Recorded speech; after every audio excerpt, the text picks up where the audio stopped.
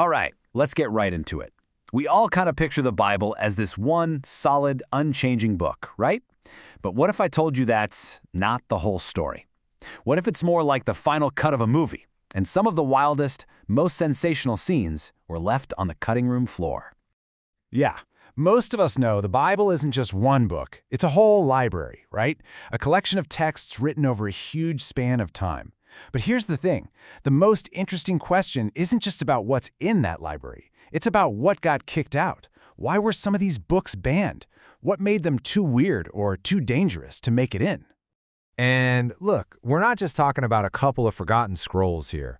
We're talking about hundreds of other texts that were circulating back then. I mean, for every single book that made it in, there were tons of others out there. Competing gospels, totally different histories, you name it. The ancient world was basically this huge marketplace of ideas. And the Bible we have today, it's what was left standing after a pretty intense competition. So, to really get how we ended up with the Bible we have today, we've got to rewind. Let's go all the way back to the very beginning, to the kind of chaotic, but also super creative world of the first Christians. You see, for the first few hundred years, there was no official New Testament. It just didn't exist. You'd have different Christian communities in different cities, and they were all reading different stuff.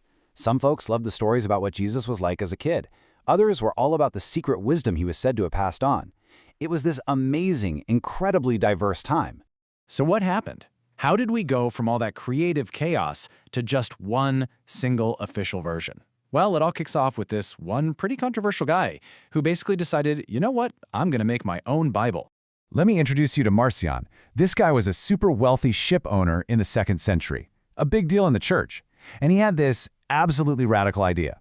He's reading the Old Testament and he sees this God who seems, kind of harsh and angry. And he thinks, wait a minute, this doesn't sound like the loving Father that Jesus was talking about. So he comes to a wild conclusion. They must be two totally different gods. So what does he do? He basically takes a pair of scissors to the holy texts and creates the very first Christian-only Bible. He literally tossed out the entire Hebrew Bible, the whole Old Testament, gone. And he heavily edited everything else. I mean, this was a huge deal. He was trying to completely cut Christianity off from its Jewish roots, which, for most believers, was the very foundation of their faith. And the reaction from other church leaders? Oh, it was not good, to put it mildly. One of them actually called him the firstborn of Satan. Yeah. But here's the thing. Marcion's crazy move actually forced the mainstream church to act. It was like, okay, if we don't officially decide which books are in, then guys like this are just going to do it for us. So while the church is still trying to figure out how to deal with Marcion, the next big shove toward creating one standard Bible comes from a totally different direction. Not from a priest or a scholar, but from the most powerful man on the planet, the Roman emperor. See, even after Marcion, Christianity was still this big, messy mix of different groups. You had the Gnostics, who thought the physical world was a trap. You had Jewish Christians, who still followed all the old laws, just tons of different versions. And if you're the Roman emperor and you're trying to hold a giant empire together, all that religious squabbling, that's a huge political headache. And that emperor's name was Constantine. After he converted to Christianity, he had a big realization. A united empire needs a united religion. So first thing he does, he calls the famous Council of Nicaea in 325 AD. Basically gets all the bishops in a room to hammer out exactly what Christians should believe. And then, to make sure everybody was reading from the same script, literally, he ordered 50 brand new, standardized, state-approved Bibles. And just like that, politics and faith get tangled up. And the race to create one official Bible, it kicks into high gear.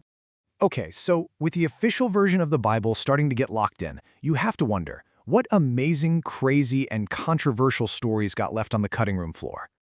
Think about it. The 4 Gospels we all know, they tell us about Jesus' birth, and then, poof, he's 30 years old and starting his ministry. There's this huge gap. But don't worry, there were plenty of other ancient texts that were more than happy to tell us what happened in between. Take the infancy Gospel of Thomas. It's wild. It shows us a kid Jesus who's just figuring out his powers. At 5 years old, he's kind of like a divine brat. Yeah, he makes clay birds come to life, but he also supposedly zaps a kid who annoys him. But then you see him grow up. By age 8, he's using his powers for good, like magically stretching a piece of wood for his dad Joseph. And by 12, he's basically ready for prime time, the figure we recognize from the Gospels. It's this really fascinating and, let's be honest, kind of more relatable character arc. Then there's the Book of Enoch. This thing was a bestseller back in the day, hugely popular, and it reads like a crazy sci-fi fantasy novel. You've got these fallen angels called Watchers who come down to Earth. They hook up with human women, and their kids are, wait for it, bloodthirsty, world-eating giants. Plus, the angels teach humanity all this forbidden stuff, like how to make weapons and wage war. It's this epic, action-packed story that tries to explain where evil came from. And maybe one of the biggest controversies was all about the role of women, specifically Mary Magdalene. See, some of these texts that didn't make the cut, they paint a very different picture of her. Not just as a follower, but as a powerful leader, maybe even the most important apostle. You can see this debate play out right in the pages of the Gospel of Mary. The story goes that after the resurrection, Mary starts sharing these deep, secret teachings that Jesus told only her. And Peter, he's not having it. He basically says, hold on, why would Jesus tell a woman these secrets and not us? But then another apostle, Levi, steps up and defends her. He says, look, if the Savior made her worthy, who are you to argue? I mean, wow, that's a direct window into a real fight over female leadership in the early days. So, when you put all this together, what does it mean? Well, these banned books aren't just weird, forgotten stories. They show us that early Christianity was way more diverse than we ever imagined. And that's the real takeaway here. The Bible wasn't just handed down from on high, perfect and complete. No, it was forged in the fire of debates, council meetings, and yeah, even politics. Real people made real choices over centuries about which books made the cut. For a long, long time, we only knew about these other books because their enemies wrote about them, usually to call them heresy. But everything changed in 1945. A farmer in Egypt literally stumbled upon a hidden jar full of these ancient texts, the Nag Hammadi Library. It had the Gospel of Thomas, the Gospel of Mary, all these long-lost books just sitting there in the desert. This discovery was an absolute bombshell. It blew the doors open on our understanding of the past. It was like finding a secret library that showed us a version of Christianity we never knew existed, one that was way more complex, more mysterious, and filled with way more fascinating ideas than the official story ever let on. And that brings us to one last amazing thought. All these books we've been talking about, the ones that made it in and the ones that were kicked out, they're just the ones that survived, the ones we've found so far. It really makes you wonder, right? What other stories, what other gospels, what other secrets are still out there, buried under the sand, just waiting for someone to find them?